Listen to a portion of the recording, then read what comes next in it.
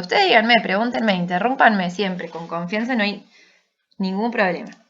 Entonces, lo que estamos haciendo es el ejercicio 1, ¿sí?, de la guía, donde estamos usando esto para poder aprender las propiedades básicas en base a las clasificaciones de los distintos sólidos, ¿sí? Donde estamos viendo de qué están formados por, si quisiera hacer un dibujito de su estructura, cuáles son las fuerzas de atracción,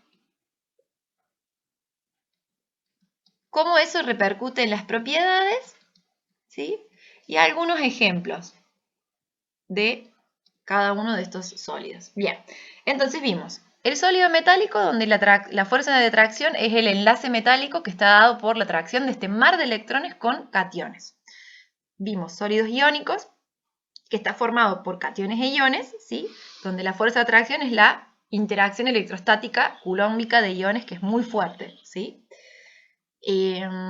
Bien. Y ahora vamos a pasar a sólidos moleculares. Algo muy importante que no dije para los otros es que tienen altas temperaturas de fusión, ¿sí? Tanto los sólidos metálicos como los sólidos iónicos, esa fuerza de atracción entre los iones o entre los electrones y los cationes que se forman en el enlace metálico son muy fuertes, por lo tanto tienen altas temperaturas de fusión. ¿Por qué están formados los sólidos moleculares? Bueno, como lo dice la palabra, por moléculas, ¿sí? Básicamente, por ejemplo, el hielo, ¿sí?, es un sólido molecular, ¿sí?, porque está formado, ¿sí?, por moléculas. Ahora voy a dibujar todas unas esferas, pero quiero que se entienda que estas esferas, ¿sí?, son moléculas, no son átomos, como por ejemplo en el caso del sólido metálico, ¿sí? Donde si estas moléculas tienen un dipolo, se ordenarán de alguna manera, ¿sí?, de modo que los dipolos puedan interaccionar, ¿sí?, con la carga que le corresponde, ¿sí? Bien. ¿Qué otro tipo de sólido molecular podemos encontrar? Podemos encontrar el azúcar o la glucosa, ¿sí? La glucosa es una molécula que, si nosotros, por ejemplo, cuando nos preparamos un té a la mañana y le ponemos azúcar, tenemos un sólido, ese sólido blanco está formado por moléculas de glucosa, ¿sí?, que de vuelta van a ser una serie de moléculas que van a estar ordenadas. ¿Y cuál va a ser la fuerza de atracción que va a mantener unidas esas moléculas? Y bueno, las fuerzas de atracción intermoleculares, ¿sí?, o las fuerzas intermoleculares, vamos a ponerlo así, que son todas las que estudiamos en la guía anterior, ¿sí? Es decir, las fuerzas de dispersión de London, que esas están presentes en cualquier compuesto, las fuerzas dipolo-dipolo, si tienen un momento permanente, un momento dipolar permanente molecular, y por último, vimos el puente hidrógeno, que va a estar, por ejemplo, en el sólido molecular agua, ¿sí? En el hielo vamos a tener el puente de hidrógeno, ¿sí? Bien. Las propiedades de estos compuestos, ¿sí?, van a ser bajas temperaturas, ¿sí?, de fusión, ¿sí?, porque en general todas las fuerzas intermoleculares que nosotros estudiamos son mucho más débiles que, por ejemplo, las fuerzas de atracción que hay en un sólido iónico, ¿sí? También son frágiles y quebradizos, ¿sí?, no son dúctiles. Y por último, no son conductores de la electricidad, porque acá no hay nada que se pueda mover, no hay electrones que se puedan mover porque todos los electrones están hacia el interior de cada molécula en enlaces covalentes, no se pueden mover. Y por otro lado, si bien hay dipolos, son dipolos, no son cargas permanentes como tenemos en los iones, ¿estamos? Entonces acá no hay conductividad, no son conductores.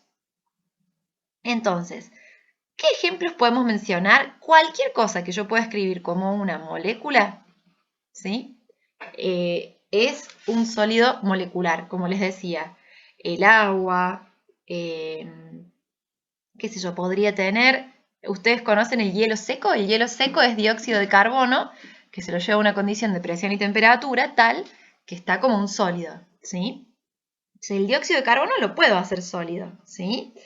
No sé, cualquier cosa que yo pueda escribir como molécula, todas las moléculas que estudiamos, si les bajamos lo suficientemente la temperatura y le aumentamos la presión en algunos casos, podemos llevarlo al estado sólido, donde el estado sólido, donde se van a manifestar las fuerzas intermoleculares. Fíjense que justamente muchas de las moléculas que estudiamos en la guía anterior, la mayoría, a la temperatura a la cual están como líquidos, porque justamente las fuerzas de atracción son bajitas. Pero bueno, puede haber, por ejemplo, el yodo. ¿Se acuerdan que habíamos visto el ejemplo del yodo en un ejercicio? Es un sólido, ¿sí? Donde vamos a tener distintas moléculas de yodo que van a estar interaccionando, ¿sí? Bien. Y por último, vamos a analizar los compuestos covalentes, ¿sí? O en el libro Atkins se llaman en red, que están formados por átomos que están unidos covalentemente entre sí, ¿sí? Eso es muy importante, porque acá, a ver, en el enlace metálico, ¿cuál era la fuerza de atracción? Era esta interacción entre el mar de electrones y cationes. En los iones eran la atracción coulombica, en las moleculares las fuerzas de atracciones intermoleculares las que estudiamos, pero en los covalentes, como lo dice el nombre, la fuerza de atracción es el enlace covalente, ¿sí? Esto es muy fuerte porque están compartiendo electrones entre todas las unidades, perdón, entre todos los átomos de esta red que se arma, y eso hace que, como propiedad, tengan altas temperaturas de fusión, ¿sí?